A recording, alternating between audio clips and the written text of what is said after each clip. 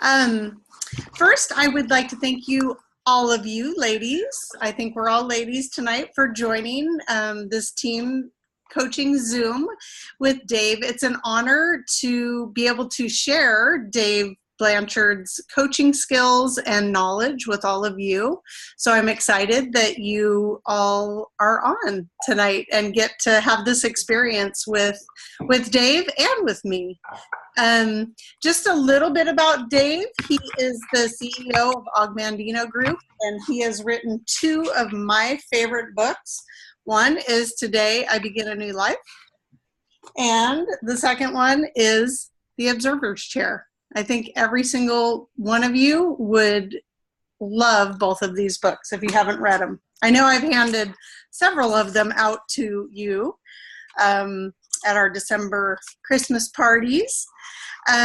Anyway, Dave is an international speaker as well, and he spoke at National Convention in 2015, and everything he said really, really touched my heart. And so I've been on his email list, and here we are. I get to have Dave be my coach. And he offered to allow all of you to take the assessment and then have him do a little coaching with all of you. So I will let you take over, Dave. Thank you so much for doing this tonight. Well, my pleasure. Thank you. I've had the privilege of having Christiane and Eric here in Utah with us. I got to spend some time up in the mountains. That was awesome. Did a little snowmobiling, enjoying the snow. It was great to have you here. And thank you, Christiane, for your leadership and your willingness to do this. I love to do these kinds of sessions. We want this to be as interactive as we can. There are some principles I'd like to share with you based on the assessments that were taken and share with you a couple of highlights. And then I'd like to open this up for discussion, questions that you might have. We've had the privilege of working with 2,500 Optivians. We've got a pretty good idea how you think, and many of you think very similarly to the other 2,500. So we'll have some fun exploring some of the things that might be getting in the way of your success and some of your great strengths that you're going to want to maximize. First thing I want to tell you that when I was on the stage in 2015, I said, I've been looking for Optavia for 15 years. I want to clarify what I meant by that. Augmandino was very popular with network marketing companies, and he spoke to a lot of them during his lifetime. And as a result, I inherited some of those speaking engagements and opportunities, and I've worked with some great companies. And yes, Optavia is a network marketing company. We okay with that? The difference being, you're the real network marketing company. Let me explain. First of all, your product works. Your success depends on its efficacy, the results that it actually creates. Two, you walk by the side of your client. You don't recruit somebody, throw mud against the wall to see what sticks. You enroll someone in a program and you walk by their side to create those results. And when you do, a few of them are going to say, I would like to do this too. One of those happens to be my wife. Now, as the CEO of the Augmandino Leadership Institute, we don't get involved with companies in terms of I happen to be a product of the process. I'm down 40 pounds. Yay. So is Ramona. Yes, we get involved from that perspective, but we don't become representatives. Oops, we got Sorry, that's me. All of a sudden. There we go. Okay. We don't become representatives, but when Ramona and we had tried everything, and not to gross anybody up, we even did colonics for a month. That was crazy. When this happened, Ramona said, I really would like to do this. This is so important to me.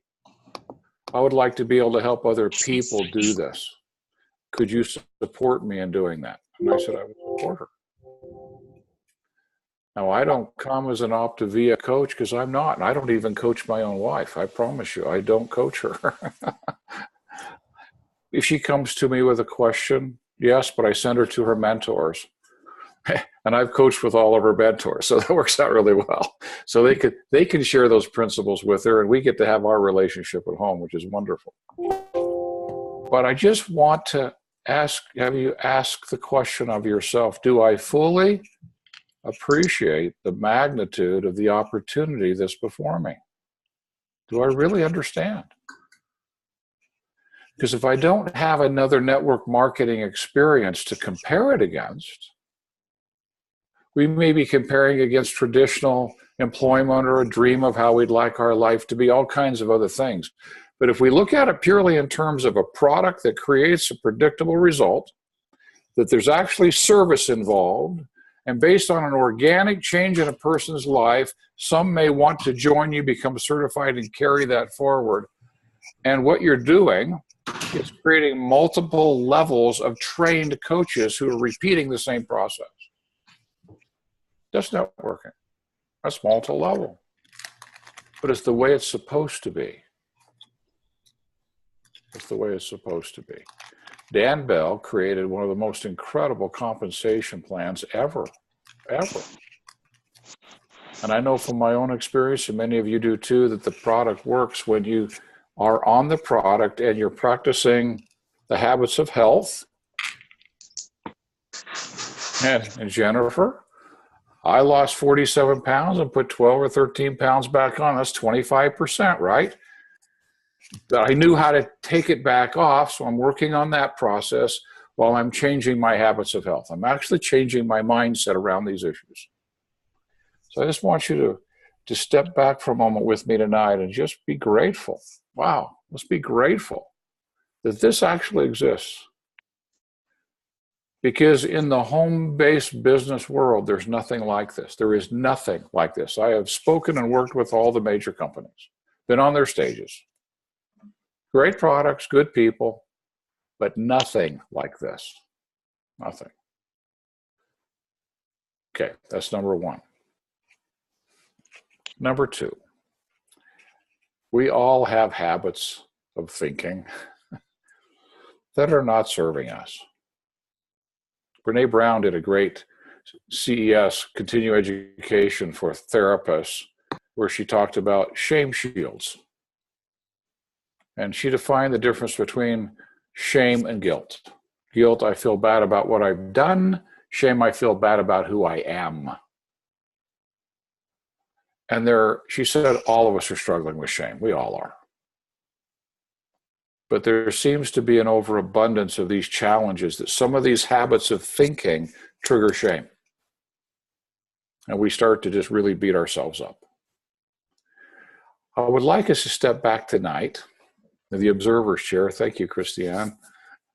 The title for that book came when I was speaking on the stage, and I was trying to explain this. And I said, there are actually two chairs. We sit in the observer's chair. That's when we're being the best version of ourselves. That's when we feel whole and complete and confident, really put together.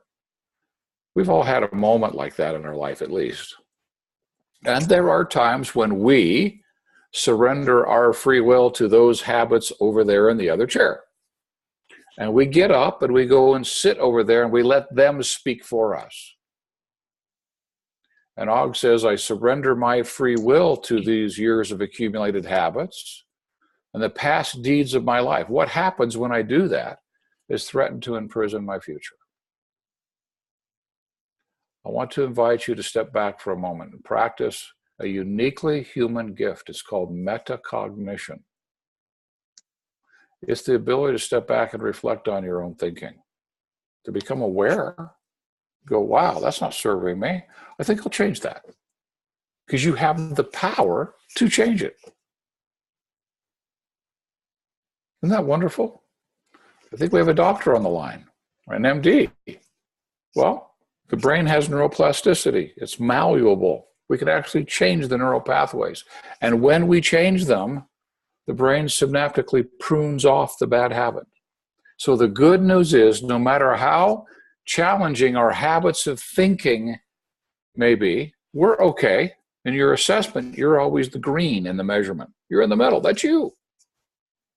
But you might have a habit of thinking that wants to pull you off center. And my question to you is, do you let it? And when you do, what happens? And is it good? Might not be. So would it serve us all to become more aware when that's happening and choose to be in charge of our lives? Would that serve us? You are nature's greatest miracle. You are priceless. You are unique. And that's not a platitude, it's a fact. Do you have habits of thinking that want you to say something different than that? Yes. But it's not true. It's just a habit of thinking. We're going to want to hear them and we're going to want to shift them. Well, that's number 2. Number 3. If you can come off of mute without having an echo, we'll see if we can. I would just like all of you to consider a word and what it means to you. The word is mediocrity. When you think of the word mediocre, what comes to mind? Wanda, what comes to mind for you when you hear the word mediocre? Not good enough. Not good enough. Okay, wonderful. Bethany, what do you think? Oh, thank you. Like blah, just blah, you know. Blah, okay, just kind of blah. Tommy? A lack of effort. Lack of effort. Okay. Jesse, can you hear us okay?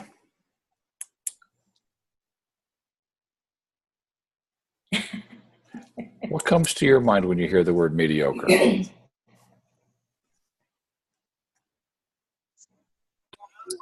You're asking me what comes to my mind when I hear the word mediocre? Uh-huh. Not fulfilling your full potential. Boring, average, common. Boring, average, common. Okay, great. Thank you. I'm going to take my daughter potty now, sorry. Okay. I am still here, I'm sorry. Rhonda, what comes to your mind? Unacceptable. Unacceptable. Ooh, that's interesting. Terry, how about you? I don't care. I don't care. Sarah. A C. Like a letter grade, a C. Oh, a C. Oh, okay, gotcha. Just an average grade. Okay, good. Jennifer, how about you? Initially, when you first said it, under par is what. Under par. Okay. That describes my golf game.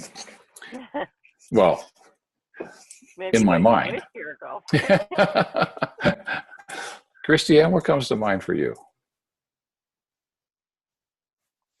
I don't know, not good enough. Mm-hmm. Average. Average. Mm-hmm. Okay. Dr. Tarek, is there anything you would add to this? Can you hear me, Dave? I can hear you, yes. Yes. I would suggest it is middle of the road, just not a high achiever. Someone, for me, it relates to not putting myself out there enough to achieve the success that I want in my life and settling for less. Settling, that's a good word. Thank you. So I've got not good enough, blah, lack of effort, not fulfilling, boring, average, common, unacceptable, I don't care, C average, under par, middle of the road, not a high achiever, settling. Everybody got this so far?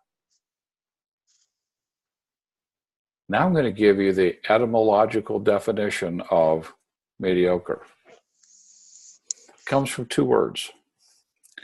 Medius, M-E-D-I-A-S, medius, and the word ocrus, O-C-R-E-S, medius and ocrus. Medius means the middle, halfway. Ochreous means ragged, jagged mountain. Mediocre literally means halfway up the mountain.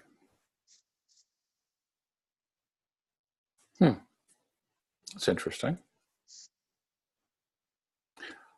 I'd like us to change our perspective tonight by, number one, embracing your mediocre. Your mediocre's what you're comfortable doing. That's your baseline, mediocre. So we embrace mediocre. We're halfway up the mountain, halfway up your mountain. Now, do you feel where we are? Here's our mountain, and we're halfway up the mountain.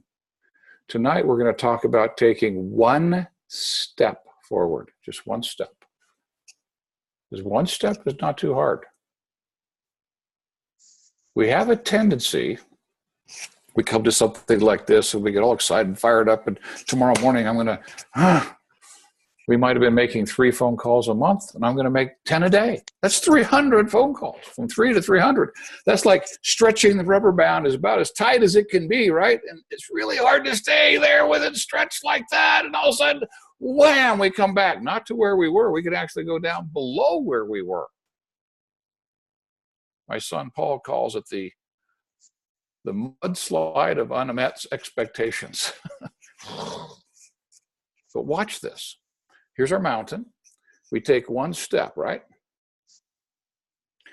We develop new habits of thinking. And then that becomes our new mediocre. Now what do? We take one step forward. We develop new habits of thinking. And that becomes our new mediocre. If we keep doing this, will we get to the top of the mountain? Yes, but we'll be building on a solid foundation of good habits. We have a tendency to just try to leap ahead too far, and that stretching of that rubber band is not sustainable. But one step, because what we know about the brain is it wants us to be comfortable, wants to keep us safe. But the brain can embrace one step. And so can the heart. I want you to look at your business tonight. As I walk through some of these principles, I want you to be thinking, what is one step that I could take tonight in my business? One step, just one. And then be there until I've created a new habit, and then take the next step. Og Mandino says that one step is not too much. I can do that. Because the very first principle we're going to talk about is common to almost everybody on this phone. And if we learn how to use it correctly, you'll ignite passion. And when passion is ignited, not excitement, not enthusiasm, passion, we can actually take a little bit bigger single steps, a little bit bigger. So we'll talk about one step at a time, then I'll talk about how to take a little bit bigger steps. Can we take a step, everybody on this call? Could we take just one step? Is that doable? Is this somewhat of a relief that I could actually build a business just taking a step and building a new foundation, a new baseline, a new mediocre, a new medius ochreous, a new halfway up the mountain, then another halfway, then another halfway, then another halfway. So let us embrace our mediocre. Okay? First thing I want to share with you. Oh my goodness. First of all, what do you all do to rest your mind? You can smile, it's okay. I usually get sleep. I had one guy in the back of the room say, I drink. There can be lots of things we do, but most of you probably can identify something you do. Mindless television, read a book, yoga, something to shut off this noise. the vast majority of you are also very vivid in terms of visualization.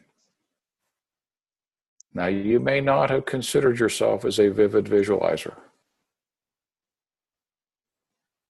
but I want you to consider two possibilities. One, do you ever worry? Do you ever worry? And when you're worrying, become very aware of how vivid the worrying is. You know, pretty soon your business has gone to heck in a hat basket, and you're losing your house and your car, and you're out on the street and you're homeless. And now, that's a little hyperbole, but just give you an idea. You spin down and spin down with the thought process that almost every one of you have. You're going to want to know how to use your thought process constructively, so you can use it for the purpose that it's designed for. You'll find this in the very first section called My Dreams. Third measurement down. Is it in balance or is it out of balance? Almost everybody on this call is out of balance.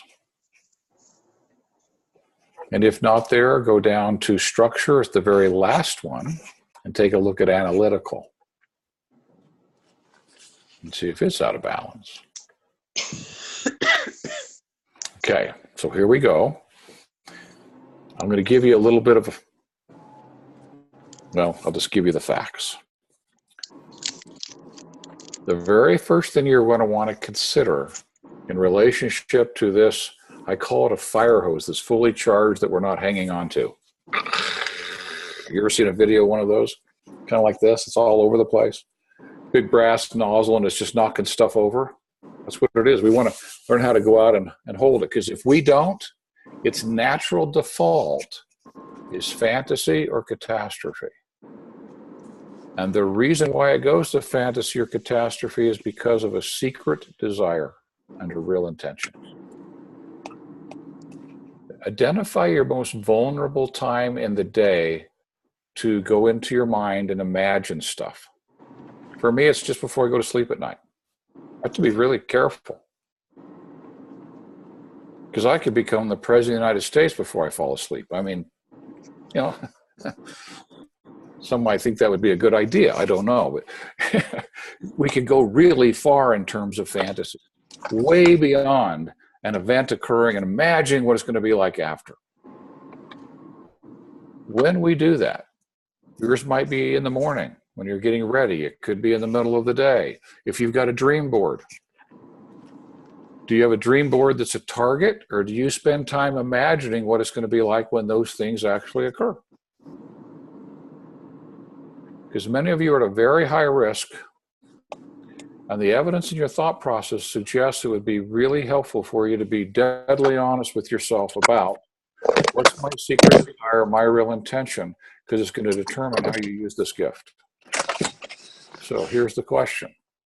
Am I more likely to focus my thought processes on things being a little easier and less stressful? Anybody want life to be a little easier and less stressful? Yeah. But guess what? Not possible on this planet. Doesn't exist.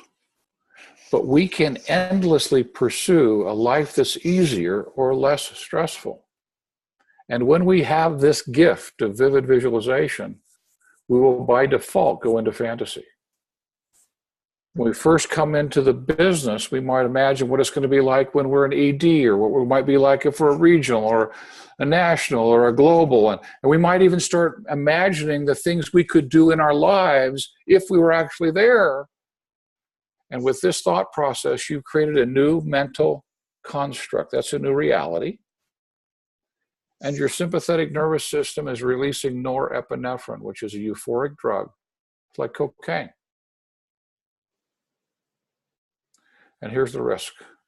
The minute that life shows up differently, and it always does, because of the extent to which this is locked into your mind as a new reality, your body will go into what's called an autonomic. Just need to remember, that's something you cannot stop. It's not automatic. It's more than that. It's autonomic. You can't stop it. It goes into an autonomic response. Surge of cortisol. Your fight or flight center, your amygdala will hijack you. It'll send up an army of fear dendrites to shut down your prefrontal cortex, empathy, practical judgment, common sense, all your higher consciousness, render you emotionally paralyzed. If you ever feel confused, you don't know what to do or where to turn, you can simply say, where have I been in the last 12 hours? Did I dare to imagine what it'd be like to have all my debts paid off, lots of money in the bank, and be able to travel and do whatever I want or whatever it is for you? Did I go there? Because all you're having it is an amygdala hijack. That's what Dan Goldman at Harvard calls it, amygdala hijack. It's the most common sequence for someone with this thought process. And there seems to be some evidence that there's a risk of it. And when you go to My Joy in your assessment, just take a look at it. Is the first measurement drifting to the left? Like, Bethany, could you do that with me? Just come off of mute for a second. I want you to do this. Just have some fun. Now, you got to be, this is histrionics. This is a little acting. But just go, You want me to do that? Yeah, do that. Can you Sorry. feel it? I want all of you to feel that moment. Because that's the moment life just showed up differently than you had expected it to. Then we run around like a chicken with our head cut off. Third measurement down for some of you. Busy, busy, busy, but never really accomplishing anything. It's called frenetic, non-goal-directed activity. We're trying to catch up with where our mind was. Second measurement, sometimes to the right. I'm getting a little impatient. It's not happening fast enough. Come on, linear time, speed up. And this is going tick, tick, tick, tick, tick. That's what it does. It's linear time. We can create a global business in our mind in a nanosecond. But it might take 5 years to create one or more. Or more. Just become aware of this space, because I want to share with you what to do with it in a moment. Expectation. Stealing our joy. It's the number one stealer of joy is an unmet expectation. Then go to self-esteem, myself, and just take a look at the measurements. What's it hammering on? Is it questioning unconditional? Is it causing you to have conditions for your worth? I'm only valuable if I got my numbers. I'm only valuable if I did this. I'm only valuable if. The second measurement, questioning how I appear, my talents, my skills, anything that's tangible. Am I questioning the third one, my character, because I made a commitment and didn't keep it? The fourth one, somebody else has a really good idea. How do I defend my idea? Or do I yield? Do I give in? Confusion. Fifth measurement, do I feel like I need to sacrifice my time, my energy, and even my well-being to somehow prove I'm okay? And the last measurement, am I carrying some burdens from past mistakes I just can't let go? The number one cause of these measurements going out of balance is unmet expectation. I can almost touch it. I can almost taste it. Why can't I have it? What's wrong with me? And even as far as people might say, does God not love me? It all goes back to how we're using our vivid visualization. That's where it goes back to. And that is determined on our secret desire and real intention. Do we want life to be less stressful and easier? It's understandable that we would. Sometimes we all would like a little break. But we're going to want tonight begin a shift to, I want to engage in life.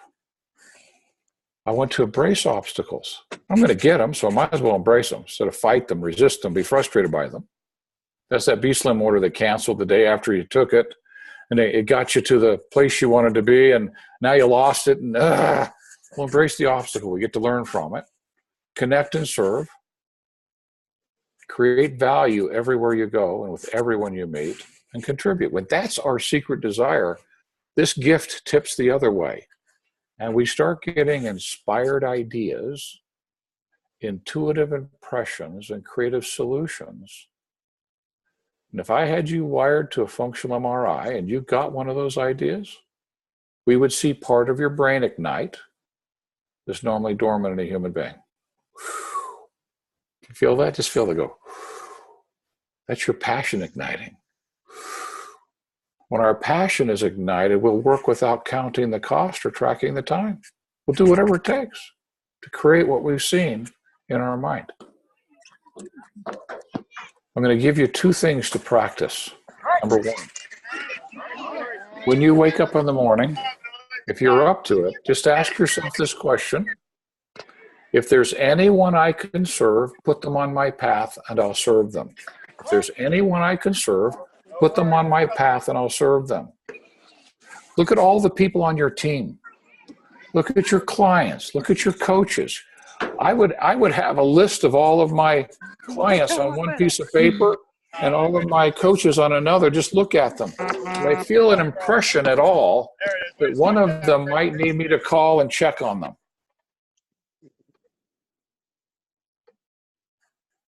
Maybe. And call. It sounds like this. I woke up this morning and the first thing I was thinking is if there's anyone I can serve, put them on my path and I'll serve them. And you've been on my heart all morning. Why are you on my heart?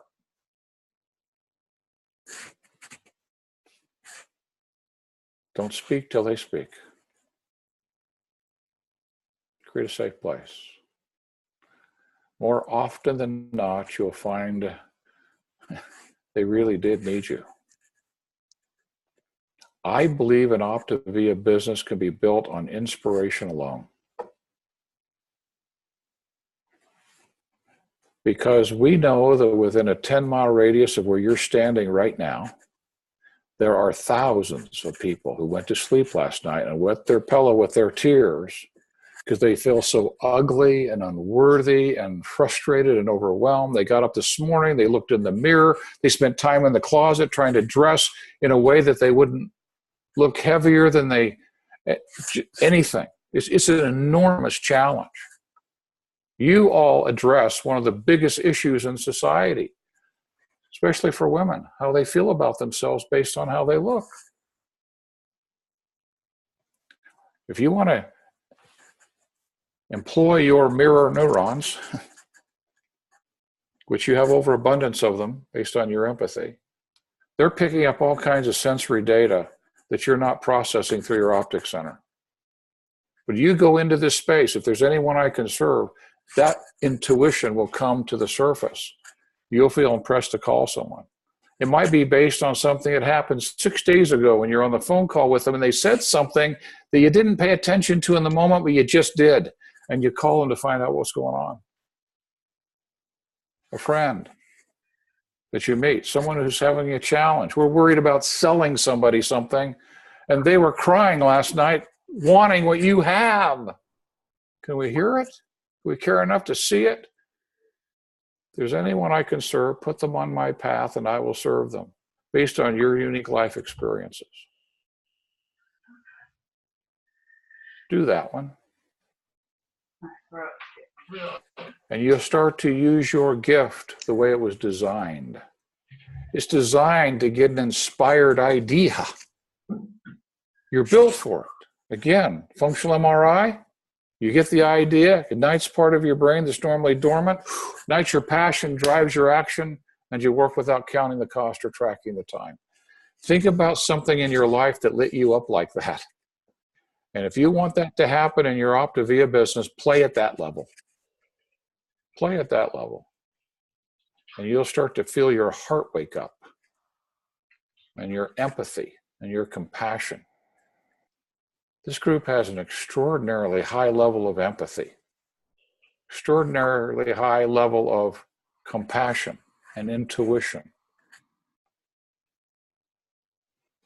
And I fear that some of you may be talking yourselves out of your own intuition. How often have you felt impressed to talk to someone, you talked yourself out of it? Trust that. There's a reason for it. You're picking up, I say energy. It's not, and nothing against crystals, but it's not that kind of energy. It very literally is a mirror neuron picking up a sensory data, sending a signal to your brain and molecules to your body, and you're actually feeling it at a cellular level. Pay attention to that. It's really critical. Act on it. Talk to them. I don't want to offend anybody by my crystals comment. This is a cell connecting through a sugar fiber to a molecule, and a molecule communicating stress into that cell or communicating a message into that cell. Trust the feeling. If you feel impressed to talk to someone, act on it as though it's an urgent assignment. Jan Paxman, dear friend and a global director, was in a restaurant.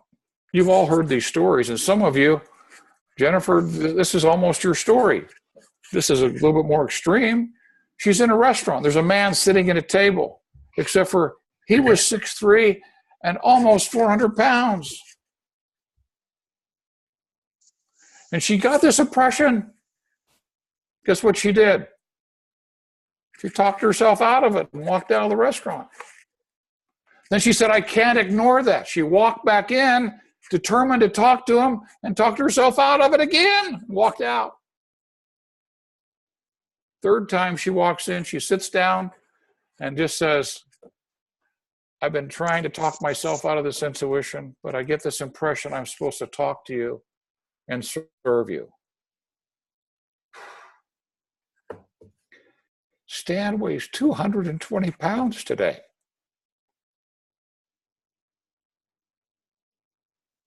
His life has absolutely turned around.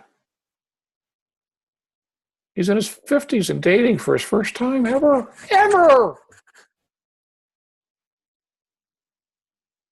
Can you imagine if Jan would have talked herself out of that a third time?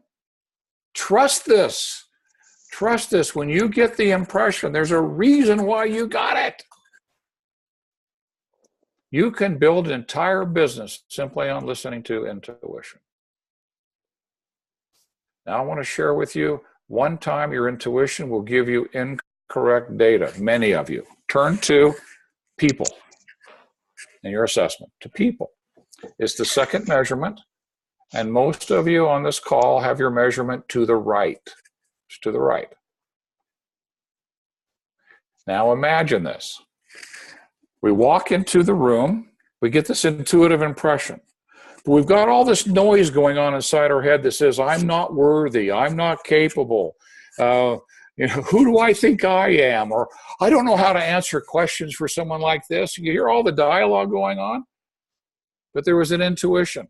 We look at this person, and they don't look like they need us. I'll give you the example. My health coach, Gwen Peterson. I'm the CEO of the Og Mandino Group. I don't drink my own Kool-Aid, so I can make fun about this, okay? How could she ever talk to me? But I'm 50 pounds overweight. I've been writing books and just munching and eating and up at 4 a.m. and working till 10 o'clock. I'm a mess. But I'm the CEO of the Og Mandino Group. He's got a great life. He would never want to listen to me. She's at a convention in 2014, and she finally says, I got to do this. She sends an email and says, Dave, you know I love you and Ramona. I've wanted to talk to you. I can't seem to get your attention. Do I have to hit you with a 2x4? She actually put that in an email. And I wrote back, no, when you get back, talk to me. Changed our life. I can't imagine what would happen if she hadn't have taken that posture. But the challenge is that second measurement, we're over-focused on outward appearances. When we feel crappy about ourselves, if I could be so bold to say that, you okay with that? We just feel really crappy about ourselves. And they look put together. even if they've got a weight issue. How could I and all of my stuff talk to them? And here's the truth. Nothing is as it appears. Nothing is as it appears. Nothing. Here's the CEO of the Og Mandino Group. Whoa, author, speaker. Privately, Ramona and I are trying to figure out how to solve this problem. We can't find a solution. Bottom line, I like donuts and pizza. I mean, that was the problem, really. But nobody saw that on the outside, except for there were some pounds, right? That visual was there. But how could I talk to him? Stan stood up in a meeting, the gentleman who lost all that weight, 2 weeks after Jan had talked to him. I got to speak at that event. He stood up 2 weeks. He'd lost 10 pounds or something. I mean, and it was, you couldn't even notice it yet. And this is what he said. You're worried about insulting us. Insult us! Insult us! That's what he said to a standing ovation. Nothing is as it appears. Most of the concerns we have are in our own head about ourselves. And your measurement, when it's in that second measurement of people and it's over to the right, we're going to buy into what we see, the outward appearance. And most people are spending enormous amounts of energy trying to look okay. They're not. They just look okay. We want to learn how to step into their world and listen. Both Today I Begin a New Life and the latest book, Equanimity, Conquering Mount Entrepreneur, we talk about those principles. How can you step into a person's world and just listen? And then ask them empathetic questions. And have their wall come down, because everybody's got one. Have their cooperation and energy flood back out to you.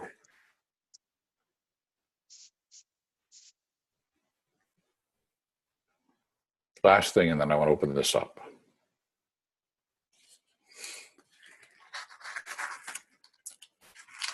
You can raise your hand if you like. Anybody here ever had a painful life experience? Anybody here had a dark night? Your single greatest asset. I just want you to hold it for a minute in your hands. Just hold it. Wow. I'm going to ask this question. Anybody else suffering from a similar wound? Then engrave this on your heart. Because your character has been forged in the furnace of adversity. You know what pain feels like.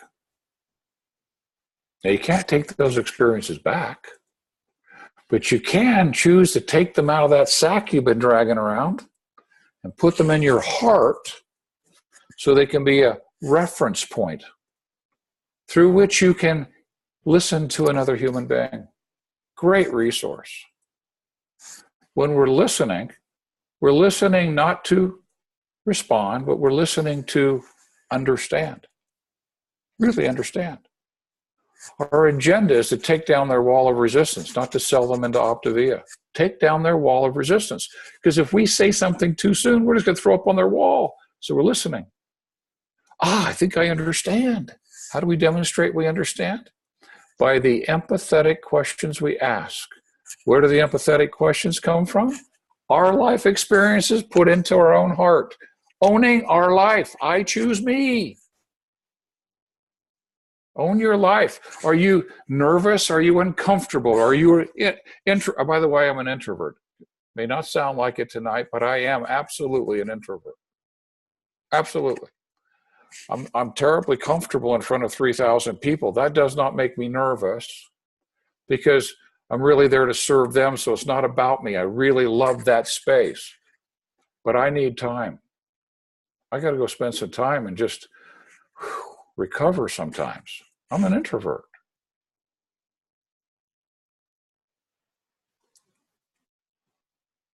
Take your life experiences.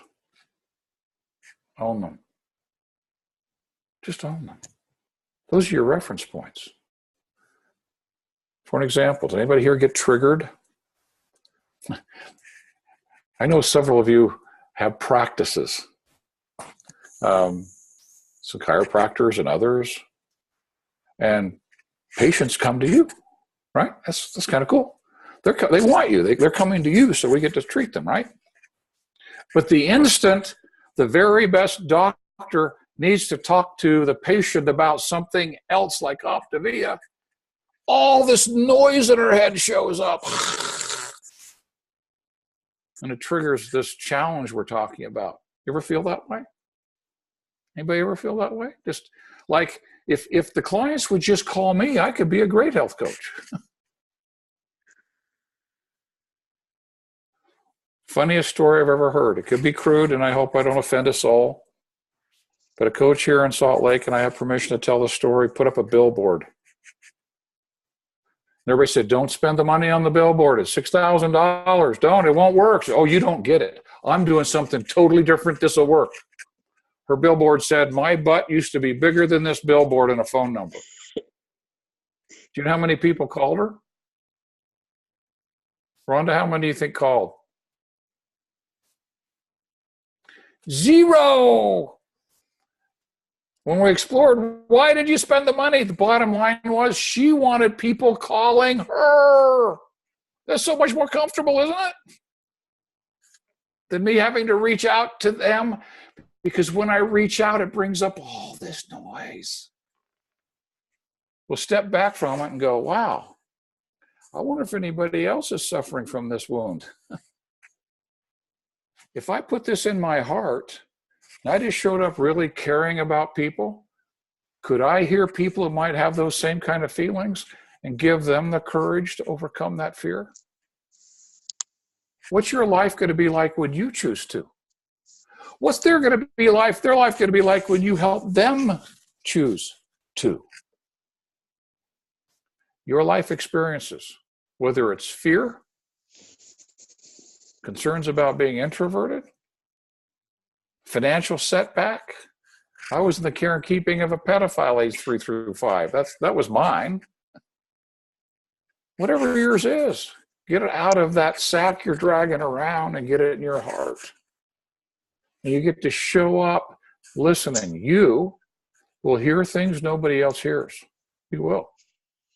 You'll see things nobody else sees. And you'll have the courage to ask questions nobody else thought to ask. And it'll make all the difference. Because your mission is to help someone feel understood. Everybody got that? Your first mission is to have people feel understood. Your gift is not your wisdom. It's not your knowledge. It's not all the information you know about nutrition. It's not about all the answers you can give about the program. It's not having the comp plan memorized. The greatest gift you give is for someone to feel understood. Finally, somebody understands where I am. Because that's what brings down the wall. That's when you hear things like, I've never told anybody this before, but, and they start sharing with you. And you get to the real reason why they want to be on program. Nah, I'm not 20 pounds, so I'd be in a swimsuit in the summertime. So my husband hasn't looked at me in 6 months. You get to the real stuff if you care enough to really listen. And if you're carrying yourself in your heart, you'll be able to hear those things and ask those questions. Well, that's kind of an overview. Use your gift of vivid visualization to seek inspiration. Act on those inspirations as if they're urgent assignments, and you'll start falling in love with life and, frankly, with yourself. Okay, here's the last thing, and then I'm going to open this up. Hold out your hands like this. If you could do this, Jesse, it might seem weird if you're doing this at the ballpark, but just hold your hands out like this. And you're holding a 10-pound block of clay. Let's feel it. This is your life. This is your current relationships, your current financial situation, the current state of your business, your current education, your current dialogue you're having with yourself. This is your clay, right? And how many of us play life a little bit like this? I want her clay. I want her clay. I don't want this. I say, well, problem is, this is your clay. And you might say, well, David, you don't know what's in my clay. And I go, it doesn't matter. It's your clay. You have two choices. One, resist and resent and be frustrated by it. Or two, own it. Choose it. Choose it. It's uniquely been given to you. This is your clay. And guess what? You will not find all of your natural gifting till you own it. And I can promise you from the measurements that I've looked at, there's a lot of natural genius in this group. Natural genius. You know it because every time you stop procrastinating and you shut off the noise and you jump in, wow, that wasn't so hard. Wow, why did I wait so long? Great question. Why? We've been playing a lifetime. Delay, delay, delay, jump in, surprise. Delay, delay, delay, jump in, surprise. The surprise is you just met your natural genius, and it's so incredible, even you're surprised. Own this clay and you'll find it. So I want everybody to do this with me. Just hold it out here like this. And just say, I choose me. And just choose you. I choose me. Don't want to be someone else because you can't be. You choose your clay and become the very best version of you. That's when you find your gifting.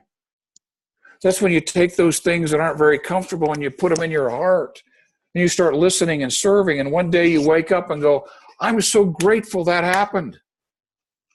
For me, paying back $1 million in debt over 10 years. As the corporate guarantor of all those loans. Would never want to do that again. The greatest experience of my life in retrospect. Choose your clay. Choose yours. I choose me. Now, before the night's out, I want you to do this really privately. And if you can do it in the bathroom in the front of a mirror, just look in your own eyes. Hold that clay. Say, I choose me.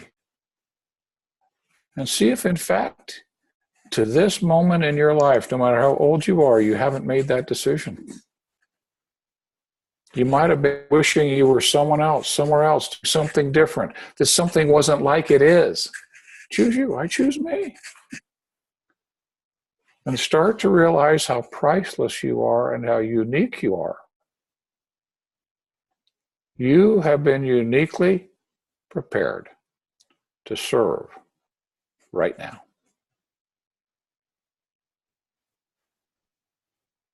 Uniquely prepared.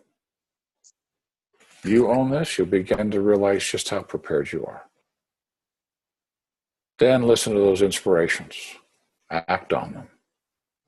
You'll be spending time with your natural genius. Your self-esteem will begin to heal. It doesn't heal by focusing on you. It heals by focusing on others. Take down those walls. Just see how incredible the conversations become when you care enough to get the wall down. Oh my goodness, they'll tell you every reason why they want to be on program. And you just help them get on program. Practice this. This is your gift. Empathy. Intuition. Except for when you're buying into outward appearances and beating yourself up. And beating yourself up primarily because of unmet expectations. That's what I saw when I went through the assessments today. That's what I saw. Own your clay. Embrace your genius. Be real. Genuine. Authentic. Real is relationships. Genuine, root word genus. Embrace your genius. Bring it fully to the service of others. Authentic, anthosectic. Be your true self in the observer's chair, not your habits of thinking. Be the green. No need to impress or pretend. or feel shame or have any fear. Most difficult task in our mortal existence and the highest level of maturity. Count your blessings. You've been filleted wide open. That's what Optavia does. It fillets you wide open. You get to meet all this noise. Isn't that great? Because before it was just taken over and you didn't even know it. Now you know when it's in the way. And now you know a little bit more about what to do.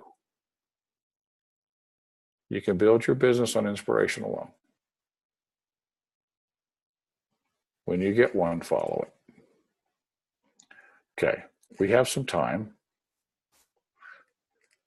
I hope that wasn't too much of a soapbox. Any questions or comments or thoughts that we could explore together tonight while we're here? Let this be a really safe place.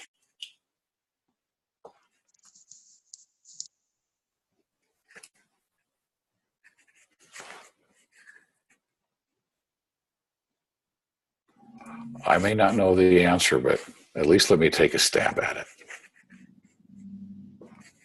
Question? I have one for you. And who's Can you talking? hear me? This is Yes. Tommy. Hi. So when I'm reading my evaluation and I'm seeing the areas that I'm weak in, how do I then go and fix those things? Because obviously at 54, those are lifelong things that I have, I've created and grown for myself, right? These habits or bad habits or preconceived notions or whatever they are. And an hour talking to you here isn't going to fix that. So what am I going to do to, get over those things and practice those habits to make things better? Because that's the goal. Okay, first thing, invest $20 and get the book Today I Begin a New Life. Okay. Okay, I'll even sign it for you. And there is a CD of Og Mandino narrating the 10 scrolls. Start by listening to scroll 1 just 2 or 3 times so you know that you're going to be working on your habits. Okay. Then go to scroll 2 and listen to it 3 times a day for 30 days, excluding Saturday and Sunday. So Monday through Friday, 3 times a day. They're written in the language of the intrinsic. They'll meet you where you are in a given day. They'll start to raise your awareness, your consciousness. So you'll know when, oh my goodness, I just got an inspiration. I'm talking myself out of it. Stop it. I'm just going to go talk to him. You're more conscious in the moment because you're listening to something that's raising that consciousness. Then you go from, I'll greet this day with love in my heart, to I'll persist until I succeed, till I'm nature's greatest miracle. I'll live this day as if it is my last. I'll be the master of my emotions.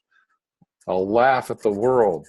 And on you go through those 10 scrolls. It'll take you about 10 months to do it. But I haven't met anybody yet who actually did that didn't have a dramatic shift in their life. Just that alone. Because see, Tommy, you've got natural genius. You may have a habit of thinking, and you may have even identified yourself as that noise, but you're still the green. And if you could do something to just wake up the green hood in that measurement, if I could use that phrase, green hood, wake up your true self, wow. And you do that more and more and more, you'll start to shift these habits. All right. When you can, get on our Tuesday power sessions. Paul does those live. And those power sessions are an hour-long coaching on a given principle every week. And he does it live, and he takes people right out of the audience and processes with them, and then with another one, and then just with another one. They say it's the most powerful thing that we offer for the price. It's not very expensive, but it's the next level of service that we could provide to work on these habits of thinking.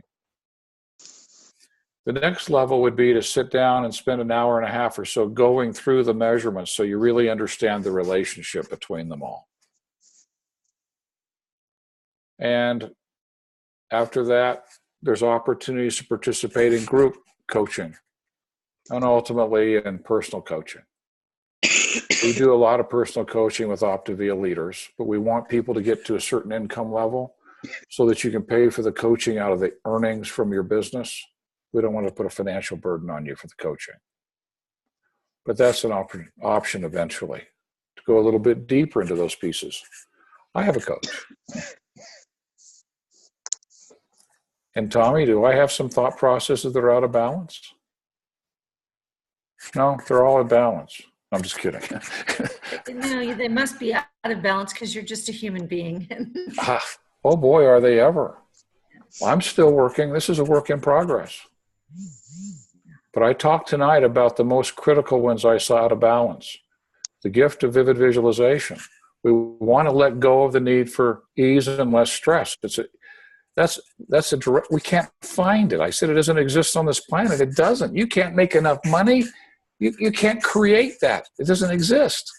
But you can choose to engage and embrace obstacles and connect and serve and create value and contribute. You can decide that. And you can use your gift to get an inspired idea. You're built for that. And when you get it, act on it as though it's an urgent assignment, and all of a sudden, this gets exciting. You just want another inspired idea, because that's real joy. Inspired idea, act, create, celebrate. Inspired idea, act, create, celebrate. Almost every measurement in joy will come into balance by doing that alone. And almost every balance in self-esteem will too. Unless you need to have some processing therapeutically because of a traumatic event or a secret, such as a drug addiction or eating disorder, etc.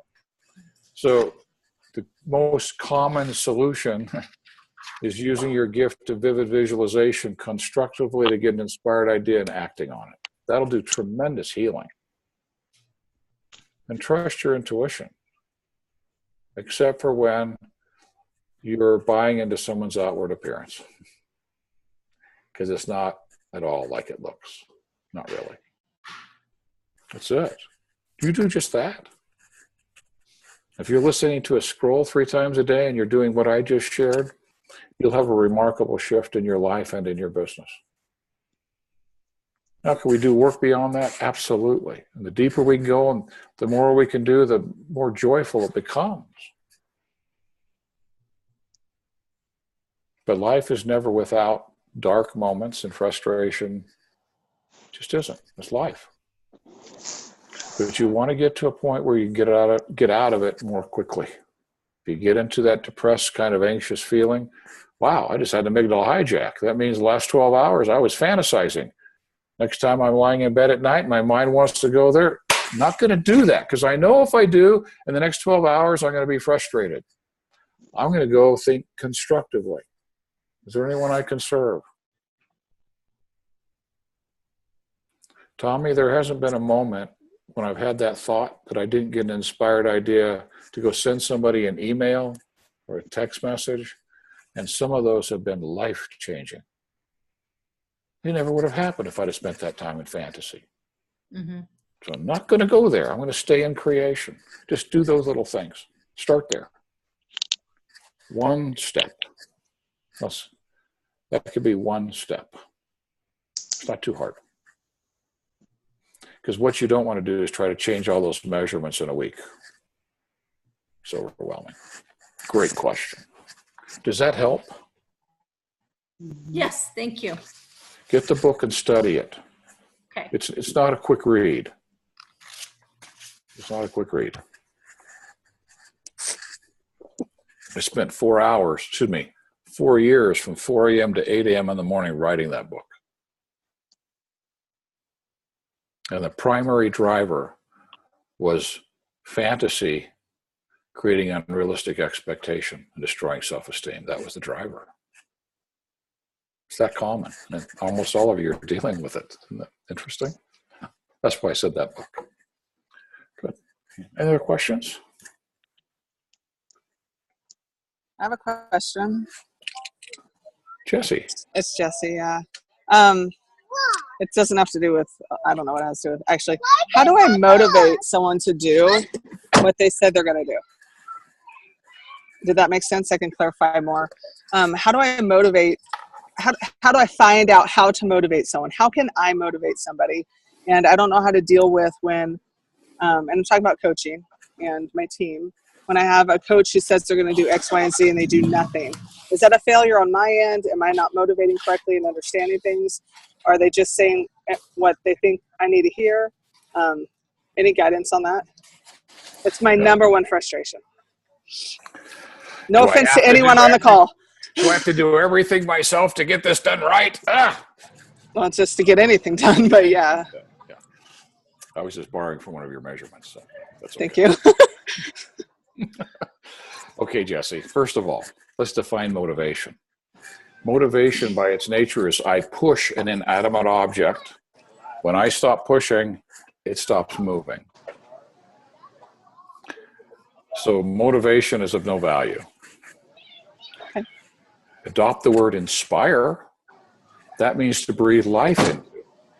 And if they've got a flame burning inside, that oxygen you breathe in will cause that flame to ignite and they'll drive themselves. Now, Christiane's been up to our cabin in Bear Lake, and when the wind blows coming from the southwest, it swirls in part of the roof line and goes down the chimney of the hot water heater and blows it out. Now, I have to go down and lay on the floor to light it because it's an industrial version thing with a, heat up the thermocoupler while I'm pushing down on the pilot light. And I was doing it for the third time one day, and I said, this has got to be like my friends who are trying to motivate people. If they don't have a pilot light burning, you can't put gas to it. Now here's, I hope, the answer. You ready? We want to motivate them to do what we want them to do. Or we hope they would want to do. The answer comes in something that very few of us practice. When was the last time, Jesse, someone cared enough about you to really listen to you, just really listen, till you felt totally understood and they didn't judge you or try to fix you? Daily. Who would it be? My best friend Michaela doesn't judge me, and my mentor Christiane. They both fully listen, and I feel understood. Yeah, she's exceptional, isn't she? She is. Anybody else? My therapist, but I pay her for that. Jesse, I asked that question at the Ought to Be a convention in 2015. There were 3,000 people in the room. You know how many hands raised when I asked that question? I'm going to guess not very many. 7. It is so rare because almost always we're trying to get them to do something. We even think it's best for them, and they should see that this is the best thing for them. The very first thing you want to do is get their wall down. And the way to get their wall down so you can have that conversation is to just listen. You want to become the very best listener, not to respond or fix or come up with an answer. Just listen to really understand where they are. This is the 16-year-old son that says, Dad, I want to smoke marijuana. Well, tell me more about that. Have you tried it yet? Yes. What was your experience like? I'm not agreeing with marijuana, and no offense, but for example, I'm simply stepping into his world to understand where he is and what he's experiencing. And once he feels understood, the wall can come down and we can have that conversation. And he might say at the end, what should I do? And I would say, well, son, I trust you to make a wise decision. End of discussion. You're talking to a potential coach or a client. We step into their world. Well, I eat lots of donuts. Well, which is your favorite one? I like chocolate. What happens when you see a chocolate donut? I go wacko. So it's pretty hard to fight chocolate donuts. Yeah. Anything else do that to you? Could you see where we're headed with this? It's not like, donuts, stop, don't do that. You gotta be just we want to help them feel understood. We're not agreeing with the behavior. We're just want them to feel understood. Because when they feel understood, not judged, not fixed, there's finally a safe enough place for their wall to come down, because everybody's got one.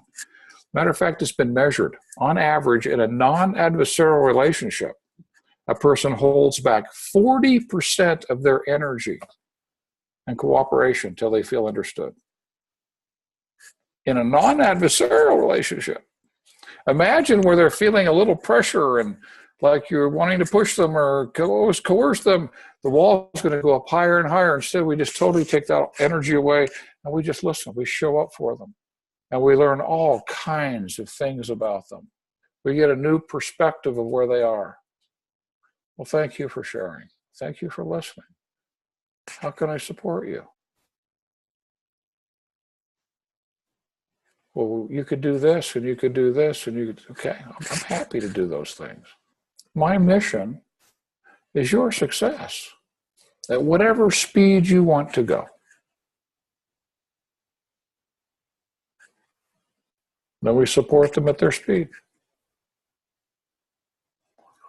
Oh, Jesse, I happen to know you've got a really nice organization.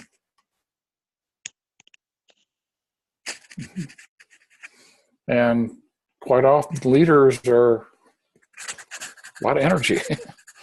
we want to get things moving, right? We got visions we want to have come true. Your vision will be fulfilled as quickly as you can. Listen and take down walls of resistance and then breathe life into their world. They may not have a pilot light that's lit. It's possible. Last thing you want to do is keep lighting the pilot light. But you won't know till you breathe oxygen into the pilot light. If it ignites, we need to support them. The key to inspiration is listening. And it's the last thing we do. No offense to you, Jesse, it just doesn't happen. It just doesn't happen. We believe we don't have time for it, but we have all kinds of time for damage control. But we don't have time to just listen. I would, Jesse, and all of you, if you got clients or coaches, this next week, call them and see if they don't take the call. And if you leave a message or you talk to them, start with this question. I just want to check and see how you are doing today. Well, I haven't talked to anybody today. No, this isn't about business. I just want to know how you are. Spend a week just connecting with your people and see what it does to their productivity, to their adherence to the program. Just feeling understood. It unleashes all of that cooperation, all that energy. Be a fun week, wouldn't it, Jesse? Yeah, no pressure. It's almost the end of the month. I know we only have 2 days left and I need to be out there. I'm not calling about that. I'm just calling to see how you're doing. What should I do with my business? I don't know. What would you like to do? Well, I'd really like to get to this rank. Okay, what could we? I'm here. I'll serve you. But if we're calling to get them to that rank, we're just going to drive the wall up.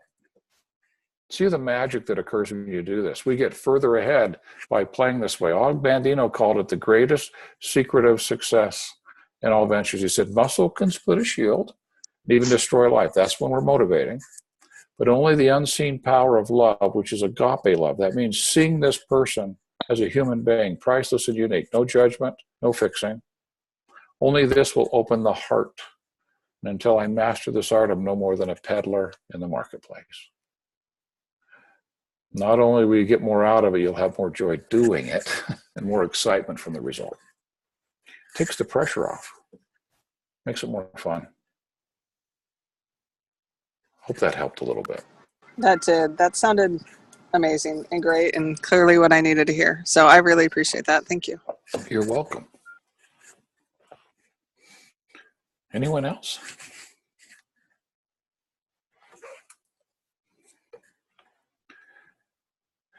Is anybody going, I'm glad that was Jesse and not me?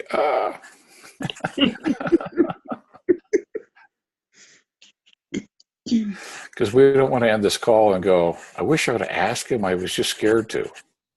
So if you got any, thank you, Terry. Jump on here. So when we look at our assessments, is there one thing, because you're talking about one step at a time, and but when looking at our own personal assessments, should we look at that and try to maybe focus on one particular thing other than what you had talked about, which is listening? I think that's It's a combination of measurements, Terry, and they're common enough amongst all of you that if all you did was look in the mirror tonight and hold your clay, I choose me, and really feel that. Really choose you. And you'll have this conversation. Yeah, but I don't like my credit card balances, or I don't like this, or I don't like. Okay, just choose it. And watch what happens when you choose it. And then you just take one step tomorrow to serve somebody, step into their world, listen, get an inspired idea, act on it, and you start showing up. You start showing up. And you find out just how uniquely prepared you are. You start to feel that natural genius come to the surface a couple of times. That's the one step. Choose your clay. Comparative reality at Optavia is like off the charts, crazy, ridiculous. Just amplifies what happens often between women.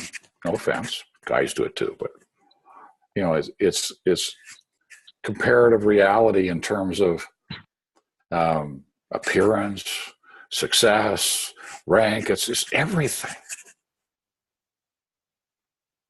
Choose you. Focus on being the best version of you, and you'll get to your goals much faster.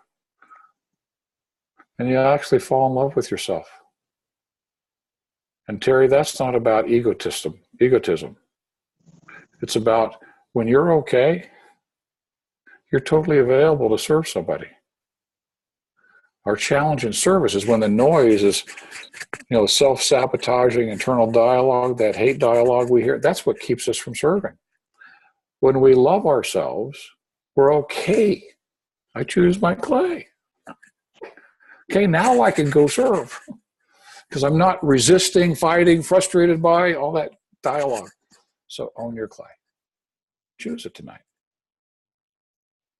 My email address is dave@ogmandino.com.